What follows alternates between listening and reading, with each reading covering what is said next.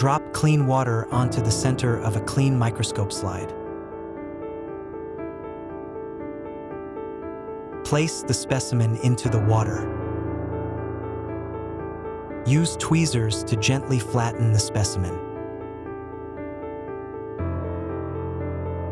Carefully place the cover glass over the specimen. Turn on the bottom light and rotate the focusing knob clockwise to raise the lens barrel to its highest position. Rotate the nosepiece until the 4x objective lens is aligned with the opening in the stage. Make sure the objective lens is centered over the light path.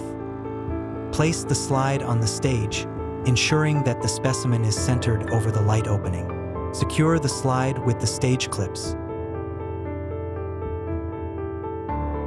Move the diaphragm to switch between different color filters and observe how the image color changes.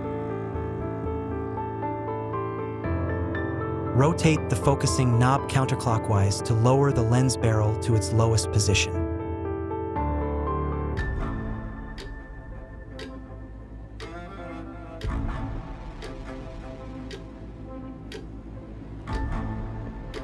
Look through the eyepiece and slowly rotate the focusing knob clockwise to gradually raise the lens barrel until the image comes into sharp focus.